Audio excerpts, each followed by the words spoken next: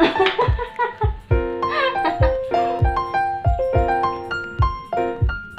yung mga nasharon po namin dun sa tubuan. Ube biko ba tawag yun? Tapos, lumpia. Pininas ni Uncle Oscar at saka Auntie Nene, thank you.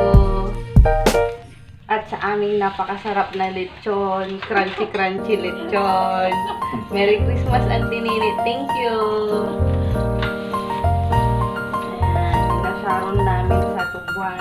Lutong kay Oscar Lechonan. O, gusto niyo po umorder sa Oscar Lechonan Bakery lang po.